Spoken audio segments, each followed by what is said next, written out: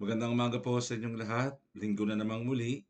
Kayo po ay aking inaanyayahan na samahan ako ng mga ilang minuto upang manalangin at magnilay para po sa banal na ebanghelyo natin sa linggong ito. Nawa ang maikling pagsasama-sama natin sa oras na ito ay makapulot tayo ng aral upang mapagnilayan at mas mapalago natin ang ating pananampalataya, ang ating pananalig sa ating Panginoong Diyos sa pamamagitan ni Jesus na ating Panginoon at kaisa ng Espiritu Santo. Mga minamahal kong mga kaibigan, ng Ebanghelyo natin ngayon sa linggong ito ay yung paghayo ng Panginoong Diyos sa mga alagad at ang kanilang misyon upang ipalaganap ang salita ng Diyos o ang mga kabutihan na ibinibigay ng turo at aral ng ating Panginoon. Ngayon po ang tinatalakay ay kung paano tayo dapat tumutugon sa ating Panginoon, kung paano tayong sumusunod sa Kanya. Sa halip, ang binabanggit ni Jesus sa ating Ebanghelyo na kailangan natin kalimutan ang ating sarili o talikuran ang mga kamag-anakan natin o mga minamahal natin sa buhay at ang sino mang patuloy na lumilingon sa kanilang pinanggalingan o sa kanilang mga minamahal sa buhay ay kailanman ay hindi magiging tunay na alagad ng ating Panginoon. At ito ay mapapansin po natin nung tinawag niya ang kanyang mga apostol. Di nga ba't karamihan sa kanila o halos lahat sila ay tumalima sa Panginoon at tinalikuran ang kanilang mga gawain upang makatupad ika nga sa mga panawagan ng ating Panginoon. Ano ba ang saysay nito sa ating lahat sa panahon natin? Alam po natin na sa pamamagitan ng bautismo o ng sakramento ng biniyag, tayong lahat ay naging kaanib, no, sa kawan ng Panginoon at hindi na nga niya tayo tinuturing na basta kasama lamang, kundi tayo ay kaibigan at mga kapatid bilang mga anak na angpon ng ating Ama. At dito rin natin makikita na sa sakramento ng kumpil, tayo ay isinusugo. Tayo ay binibigyan ng pagkakataon na ipahayag ang banal na salita ng Diyos sa pamamagitan ng mga mabubuting gawa sa lahat ng tao na ating makakasalamuha araw-araw. Kung kaya hindi dapat natin tignan yung ating kakayahan, yung ating galing, talino o husay para lang masabi na tayo ay karapat-dapat na maging tunay na lingkod na tinawag ng Diyos upang ipangalap o ipamalita ang salita ng Diyos. Sapagkat tayong lahat ay may kanya-kanyang angkin, husay at galing, maaring iba-iba. Subalit kung ito ay puspos ng biyaya, tayo ay nakatutupad. Ngayon mga kaibigan, ano nga bang nais ng Diyos nung sinabi niya na kailangan nating talikuran o iwanan at ang sino mang lumilingon sa kanyang magulang, sa kanyang mga kapatid at nagmamahal ng gusto o ng lubos ay hindi talaga makatutupad ng kanyang mga iniaatas na tungkulin. Ito po ay ang ibig sabihin, hindi yung tunay na kalilimutan mo ng literal na iiwanan mo na sila, na hindi mo na sila papansinin. Nagugutom na yung mga mahal mo sa buhay, hindi mo na iniintindi para makatupad lamang sa Panginoon. Maaring hindi po ganito siguro yung ninanais ng Diyos.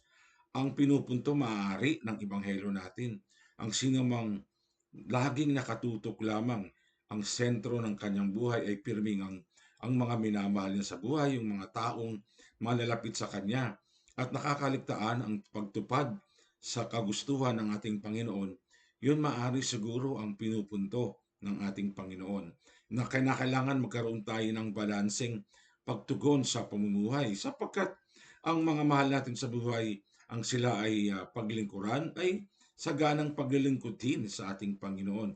Subalit hindi dapat doon nakatutok lamang ang ating pagiging Kristiyano. Hindi lamang doon nakatutok ang ating pagiging Katoliko, pagiging mananampalataya. Sa halip, mayroong mga pagkakataon na kinakailangan natin na isang tabi o iwanan sila sa mga pagkakataon na tayo ay tutugon sa mas malalim na panawagan ng ating Panginoon.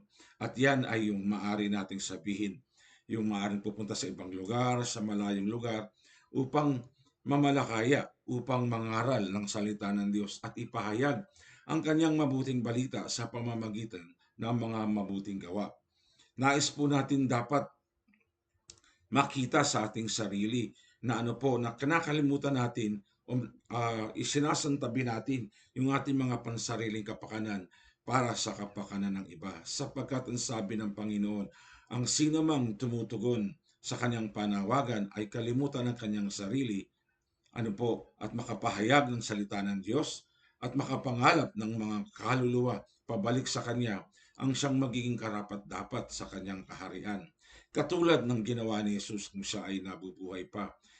Tinalikdan niya pansumandali ang Kanyang pagiging Diyos sapagkat ipinangibabaw niya sa mga pagkakataon na yon ang Kanyang pagiging tao upang ipakita sa ating lahat kung gaano niya tayo kamahal, sukdulan mang siya'y ipako sa krus at mamatay, ang pagmamahal na iyon na hindi magbabago at hindi kailanman nababawasan.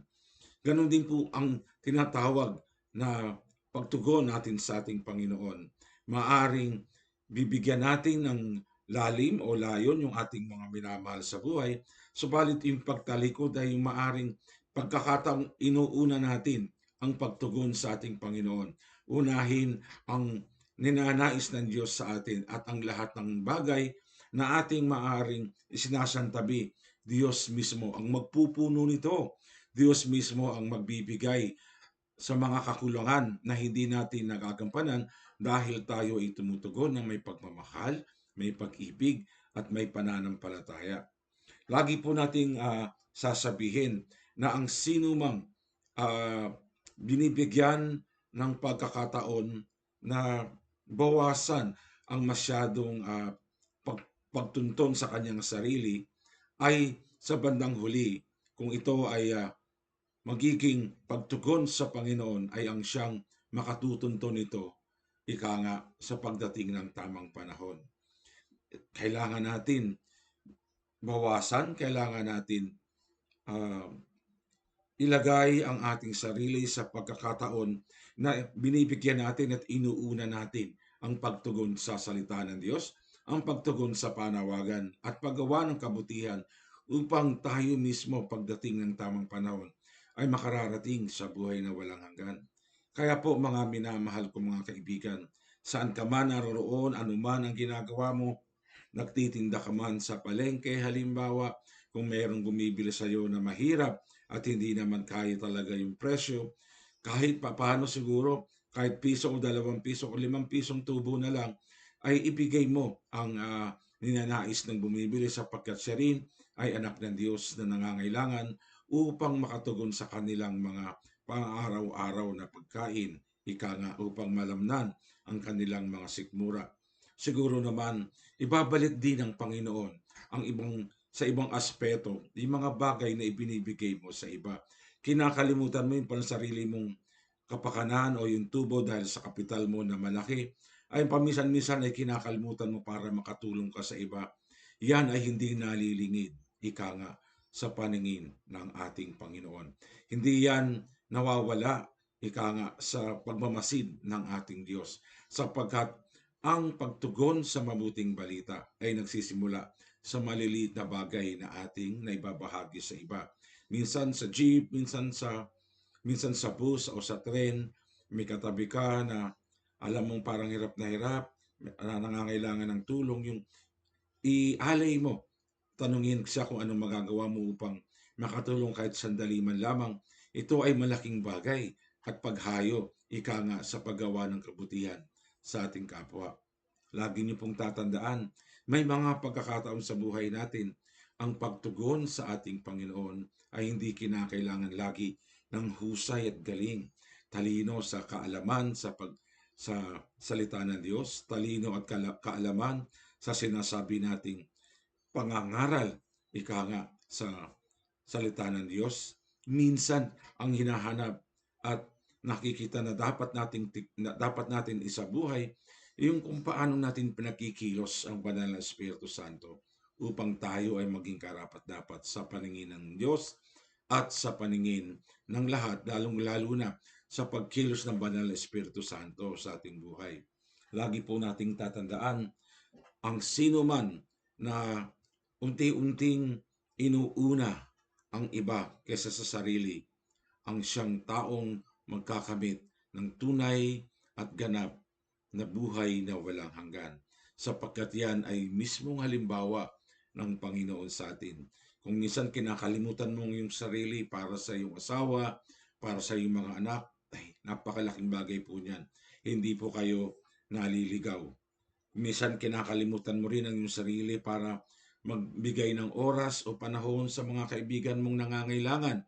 Maaring hindi naman lagi pinansyal. Maaring presensya lamang o kausap sa phone. O kaya naman ah, problemado yung kasama mo, nakikinig ka, wala kang sinasabi, subalit nandun ka at nakikinig. Yan ay isang paraan ng pagtugon. Ika nga, sa kabutihan ng Diyos sa pamamagitan ng pagpaparaya at inuuna ang iba kaysa sa ating sarili. Tandaan po natin, yan ay unti-unti at lahat na iipon bilang kabutihan na ating nakakalap dito sa mundo upang tayo sa pagdating ng tamang panahon ay maging karapat-dapat sa buhay na walang hanggan. Lagi po nating tatandaan, walang maliit o malaking kabutihan na hindi nakikita at ito ay nawawala sa paningin ng Diyos. Gaano man ito kaliit o tuman ay malaki, pare-pareho ito kung ito ay puspos ng biyaya at nanggagaling sa ating puso na ibahagi sa ating kapwa. Dahil hindi naman tayo pare-pareho ng ganun ng yaman ng material. Subalit, pare-pareho tayong lahat ng biyaya na tinatanggap mula sa Diyos. Ngayon, kung ibabahagi mo po ang biyaya mo sa iba sa pamamagitan ng mga simpleng bagay na iyong nakakayanan, ay mas higit ka pa sa mga mayayaman o may kaya sa buhay na nagbabahagi ng kanilang sarili ng kakarampot lamang. Lagi po nating tatandaan, ang Diyos ay kumikilos at ang Diyos ay tumatanggap at tinatanggap niya ang lahat ng mabubuting gawa, malit man ito o malaki, lalong-lalo na kung sa pagkakataong inuuna natin ang iba kaysa sa ating sarili. Pagpalain po tayo sa linggong ito. At siya nga pala, kung nakapakinig kayo ngayon at napansin ninyo meron kayong napupulot kahit kaunti, mangyari lamang po mag-subscribe kung nais po ninyo. At i-click na rin po ang notification bell para magsama-sama tayo ulit sa mga susunod. God bless you po at magandang maga po sa inyong lahat.